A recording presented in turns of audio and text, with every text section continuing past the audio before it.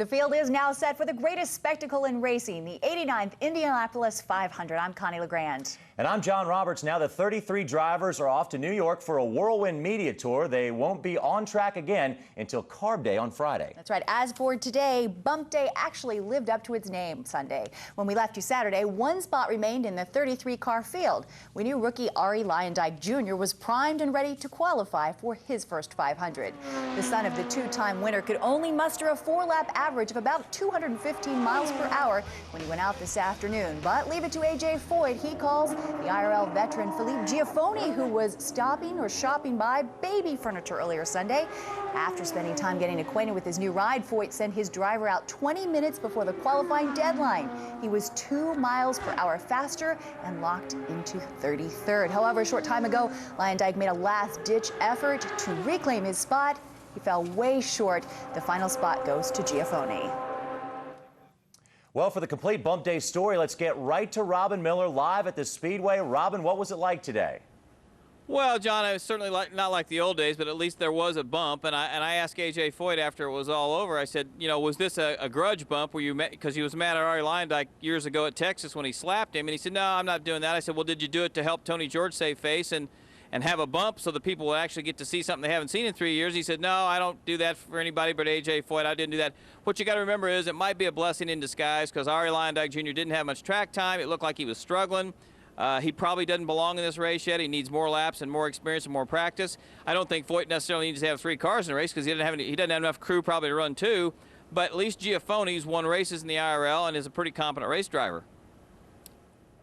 And just gonna get up to speed as fast as I can, but at least trying to know what I'm doing. But I think 20 years from now, I'm gonna remember this day and gonna say, that was the craziest thing that I've ever done, you know. What was it that made you want to? Did you do it to help the Speedway so they could at least say they had a bump? I mean, you know, because it's been 3 years. I don't help nobody but A.J. Foyt, so helping the Speedway, no. I mean, I do it because I'm a racer. I had an extra car. Larry done run it over 216. I knew it was a car that could be in this race. That's the reason I ran the car. Well, and I think in Foyt's defense, I mean, it was a faster car, and he's got a more experienced driver, so that's the way Indianapolis 500 is supposed to be. The last few years, it's been this buddy system. Nobody gets bumped, so at least we went back to a little bit of that today. Hey, and Robin, you're reporting on SpeedTV.com that Honda is taking on the role of mediator to try to resolve the 10-year split between the IRL and Champ Car. What's new with that today? Well, you know, you talk to some people, Connie, some drivers, and they all say the same thing. Yeah, we need to be one. You talk to the owners, we need to be one. I talked to Firestone's Al Spire. He said that's what we need to have is one series. The key is everybody seems to agree, but nobody can seem to agree on who's going to run it and what the parameters are going to be. When you got a giant like Honda, they wield a lot of leverage. They supply half the cars. They spend $100 million a year in this series, and they don't want to be the only engine manufacturer in 2007. But you hear guys like Patrick Carpentier, who's been on both sides of the fence, say, you know what? Sooner the better.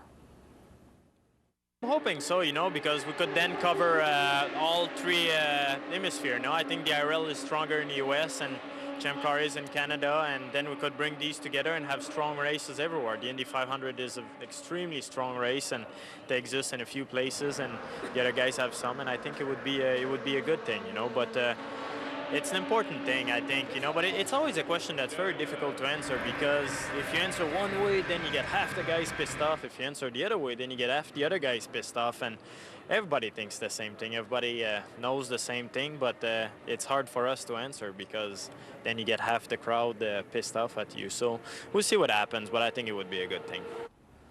Okay, the storylines of the month, obviously, Danica Patrick, the fastest woman ever in the Speedway. Kenny Brack stepping in for Buddy Rice, the guy that replaced him, having the fastest qualifying session and not being on the pole. And the underlying story is, and he's kind of under the radar, is Tony Kanaan. A.J. Foyt said the other day, he said, if this guy doesn't break or have a bad pit stop, they're going to wonder where he went. I got to agree with Foyt. I think Kanaan is going to be head and shoulders when the green flag drops on race day. And again, it's going to be how are you going to beat Honda? Thomas Schechter's pretty fast, but do they have the fuel mileage to do it? Penske's Toyotas seem to be the only ones that can really challenge in a 3-hour race. So we'll have to see. But until proven otherwise, Tony Kanaan and Honda are going to be the ones to beat. And I've been wrong before, but if I was going to bet, if I ever made a bet, I think I'd have to bet on TK. All right, Robin, thanks a lot. You can hear much more from Robin tonight on Wind Tunnel with Dave Despain. That's right. Dave's guests include Danica Patrick starting at 9 Eastern. And I'm sure they'll talk about this month's biggest story. You heard him just talk about it. Rahal Letterman brought Kenny Brack in for an injured Buddy Rice, who filled in for Brack last May while Brack recovered from an accident at Texas in 2003. The 1999 Indy winner pulled out the fastest qualifying speed of the 33-car field, but because of qualifying procedures, he'll start 23rd. Here's the front row for the 89th running of the Indianapolis 500. Reigning IRL champion Tony Kanaan is on the pole. 01 and 02 league champion Sam Hornish claimed P2. Another series champ Scott Sharp starts outside of row number 1.